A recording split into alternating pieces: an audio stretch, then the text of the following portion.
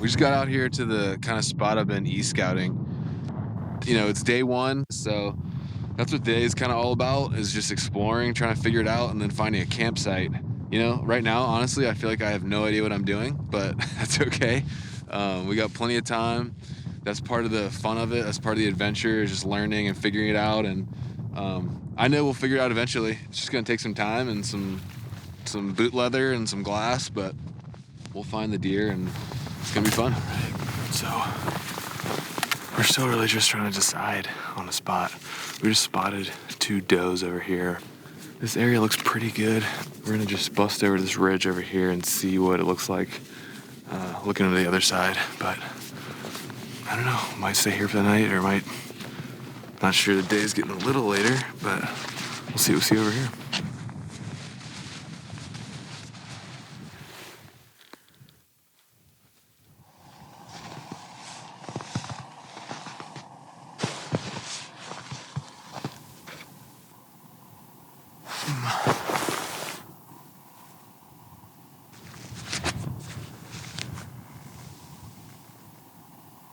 Definitely have a little buck cruising, so that's a good sign.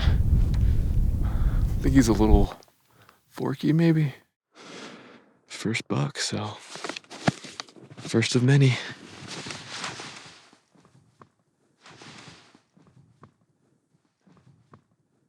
So Logan spotted a little buck right back here behind our glassing spot. It's like the second or third buck we've seen chasing a doe. He's not huge, but he's got some unique characters, so we're gonna bust down here and see if we can get a closer look, see what's going on.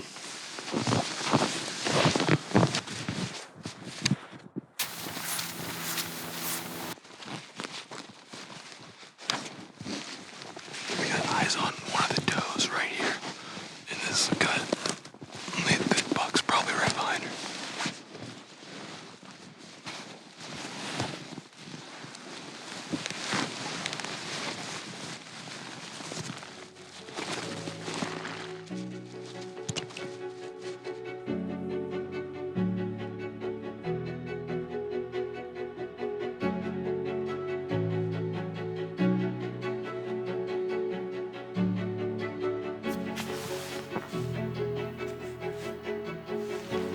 We got this buck. It's a first night. He's like a mainframe 3x2, but he's got some like extra weird stuff going on. He's just a little outside my comfort zone for shooting, to be honest. But he's giving us a show. We'll see what happens. I mean, I'd hate to end the hunt this soon, to be honest, but I don't like passing up deer either, so we'll see what he does.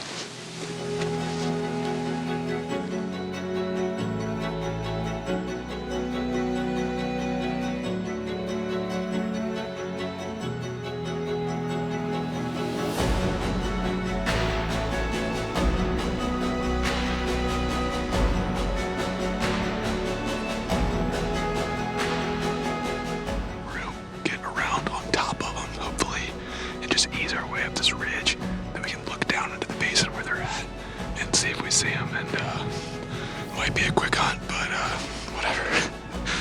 He's a nice deer, so I figured just give it a shot and we'll see what happens.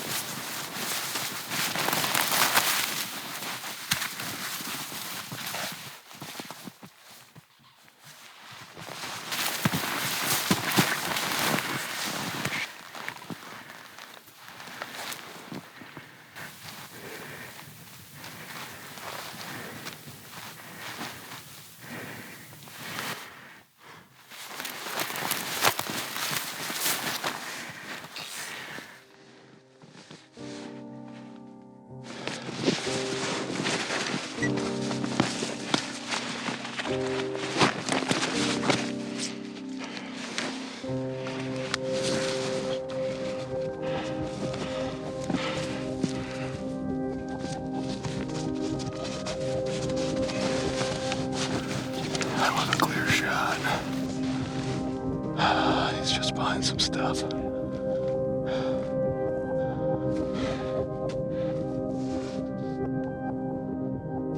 I can maybe reposition. Yeah.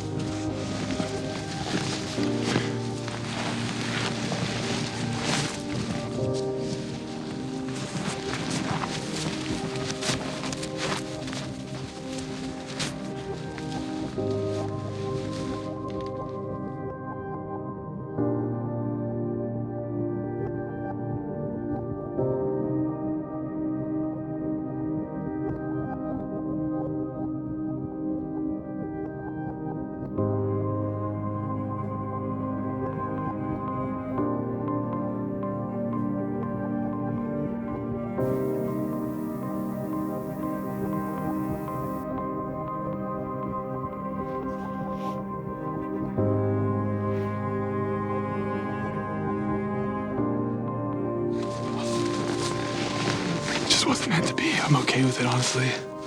It's the first night. I don't really want the hunt to end that soon anyway. He was in range. I had him broadside. He was just covered up with some brush. And to be honest, wasn't 100% sure it was the buck because I couldn't see the head or the vitals. So definitely the right call to not shoot. Might have been able to squeeze it in there, but not worth it. It's a good first night in my book. So we'll get after him tomorrow.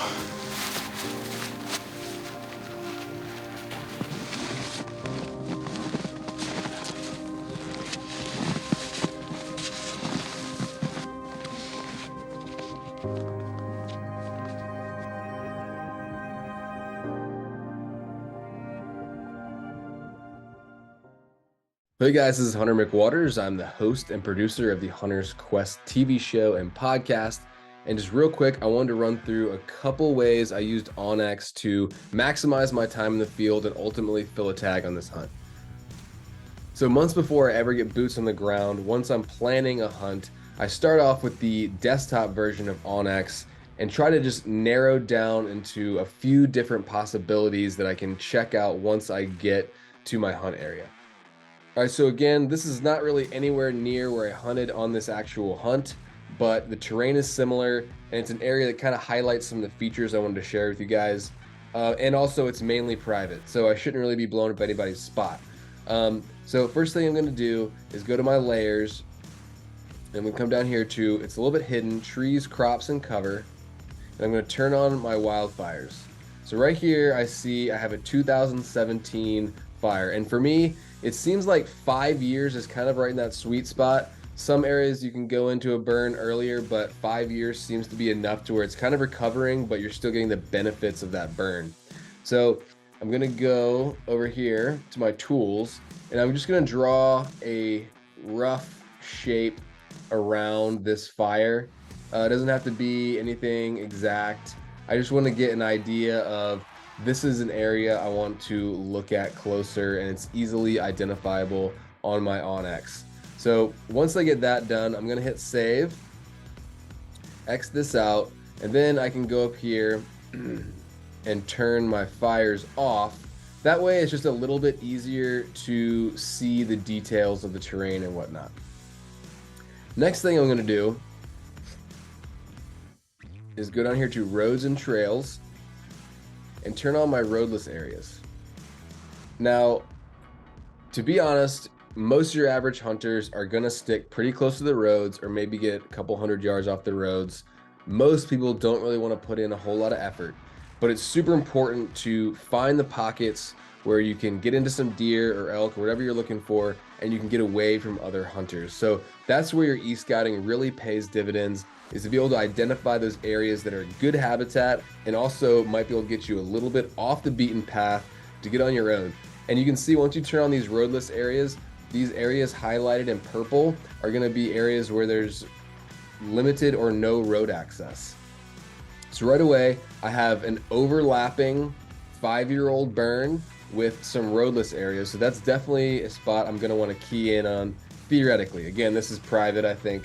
I'm just kind of illustrating this to you guys. And then obviously your onX is gonna be super important in identifying where your access points are, where public and private boundaries are.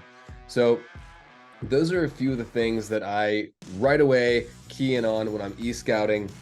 Now, again, when you're doing this, you're gonna want plans at least A through C, like minimum. The more potential spots you can identify, the better. Because when you get boots on the ground, things always look different.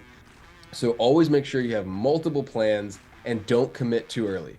So this is a public land DIY general season tag. So using all the tools to your advantage to help you find the pockets where there's some good habitat, there could be some animals, and you can kind of get away from the crowds is crucial. And using onX months before you get boots on the ground and starting to identify some spots like that is going to be part of a successful plan. And it surely was on this hunt. So let's just jump back in here and see how it went down.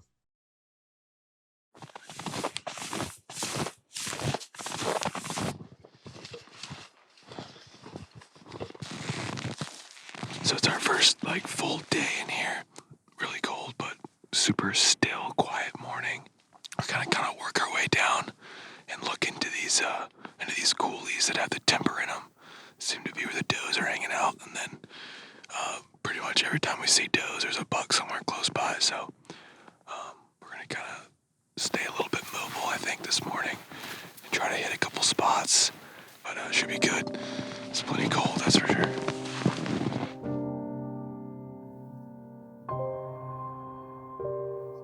Alright, so I was over here taking some footage of an elk I found, and Logan spotted another buck over here with a couple does.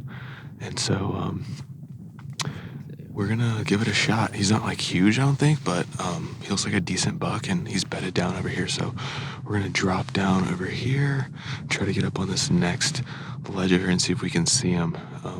He's bedded right now. I'm not sure how long he'll stay bedded, but only one way to find out. And like I said, I'm not being too picky. He looks like a decent deer, so we're gonna go over and take a second look, and if he looks good and gives us a shot, we'll take it. So let's head over there.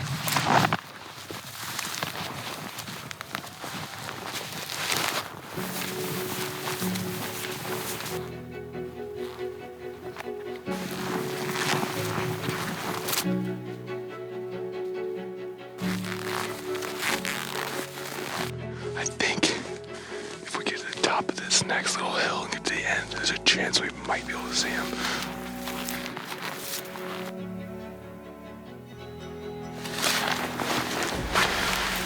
We just spotted him across. He's like, I think he's about 420. We gotta stop and see what we can see.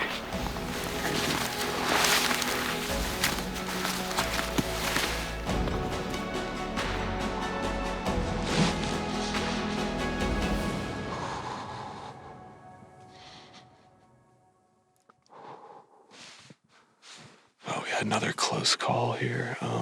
We had him at 420, 430, but he was like staring straight at us. And by the time we got kind of set up, and I got a good solid range on him and got the scope on him, he evaporated. And then we just watched him go over the next hill. Just needed like another 15 seconds. I could have squeezed that shot off probably. But it's all good.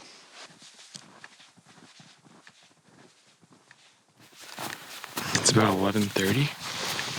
We did about 3.5 miles this morning all together. The plan is pack up the teepee and then set up camp for a few days. I think we kind of confirmed this area is worth investing a few days in.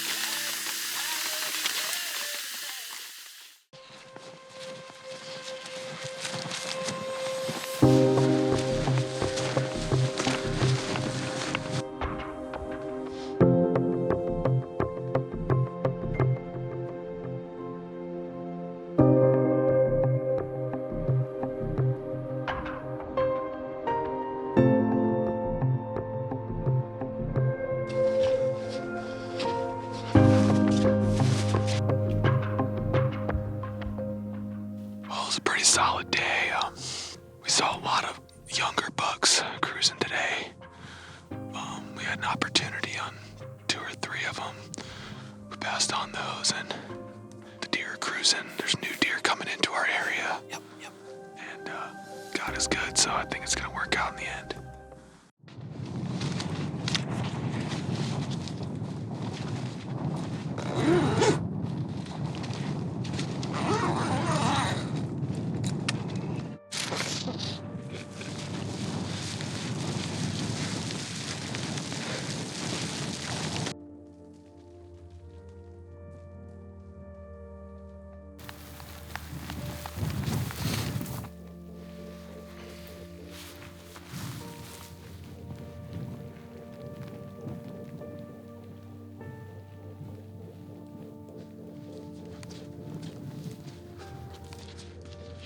Well, today's pretty much been a complete bust. I mean, to be honest, it's pretty normal to lose at least one day to weather on these types of hunts. So, not too worried about it, but it's about 4:30. We're gonna head back. There's no point. Can't even see anything out here. So I think the deer hunkered in. Hopefully, Lord willing, it'll be clear tomorrow, and we can get on some more deer. But we'll see.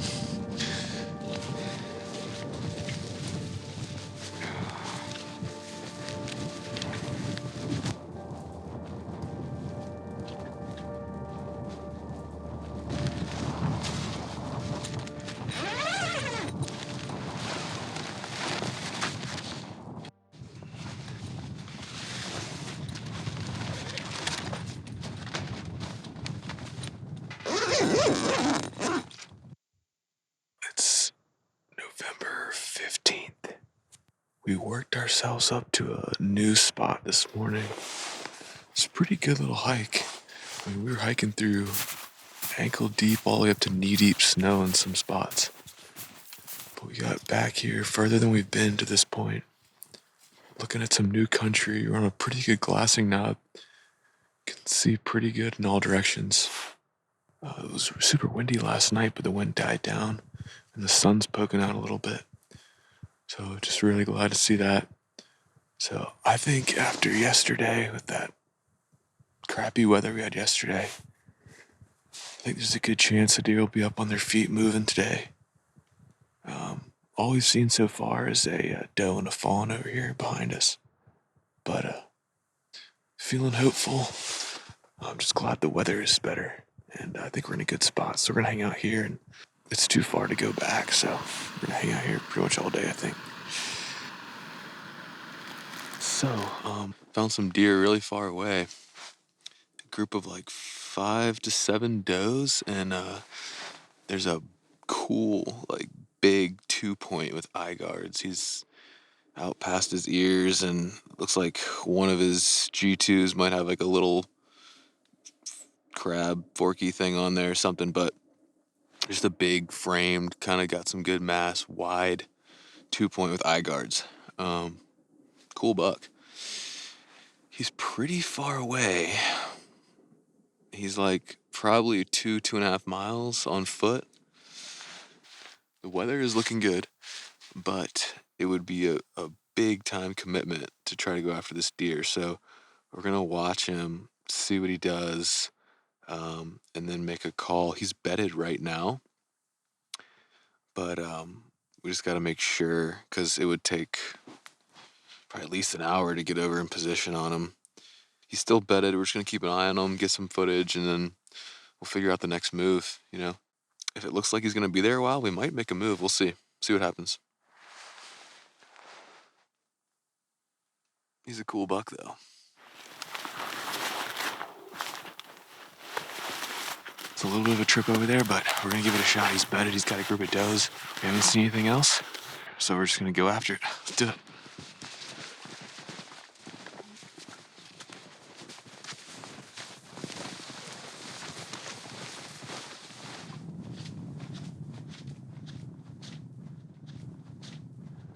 We're heading over to try to kill this buck.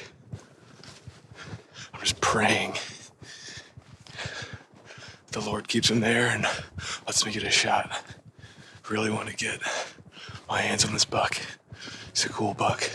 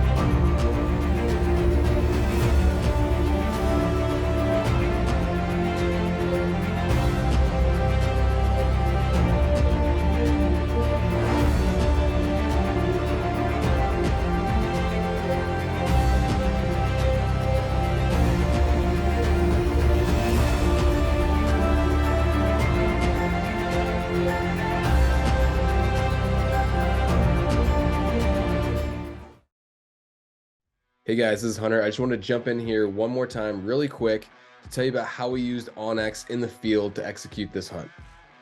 So one thing about this area we were in, if you look on the map, you'll see it's kind of confusing. Once you're on the ground, everything sort of looks the same, especially when there's snow on the ground, and there's not really any big identifiable topographical features. So once you pull up your topo map, it can be kind of tough to see glassing spots and even kind of where you're headed.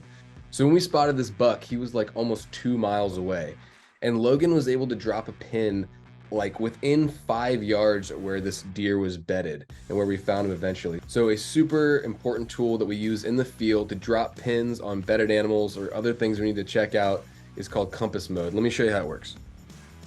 So open your onX. Obviously this is here at my house, but what I'm gonna do is go to my tools and hit compass mode. Now you can see when I move my phone, it's moving in the direction the phone is pointing, okay? So let's say I have a buck over here in this park behind my house. I'm gonna hit my rangefinder, and let's say I've ranged him at 742 yards. So I'll drop the pin there, I'll point my phone at where the buck is, and you can kind of confirm with the topography, but I'll drop a point where the buck is, and then hit this right here, boom, and that'll add a waypoint exactly where I'm facing at that prescribed yardage. And then I can edit it, call it whatever I want, etc. And I'll hit done. And there we go, I have a pin exactly where I want to head. So this was a tool that was super crucial in helping us to identify where this buck was bedded and being able to relocate him after about a 2-mile hike. So let's jump back in here to this hunt and see how it all went down.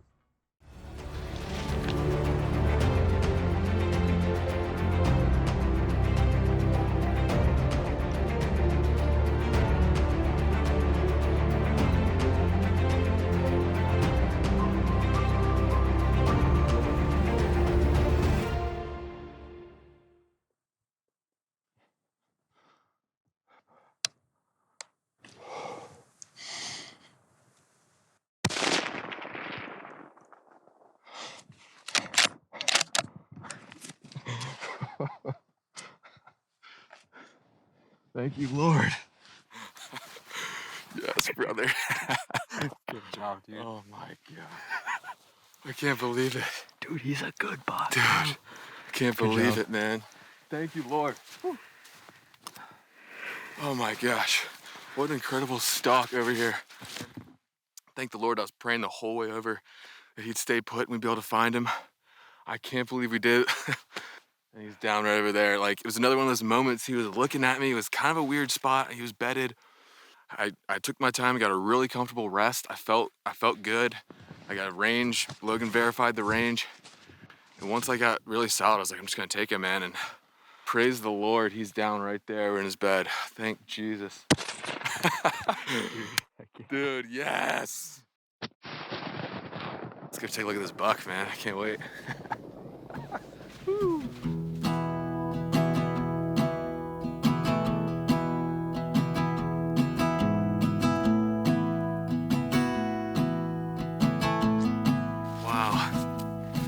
Wow, dude. Whoa. Dude, look at that mass. He's a cool buck, man. Wow, dude. Amazing. Great eye guards on him. He's tall, he's pretty wide. Thank you, Lord. Wow. Look at that neck. It's a hoss. Cool buck.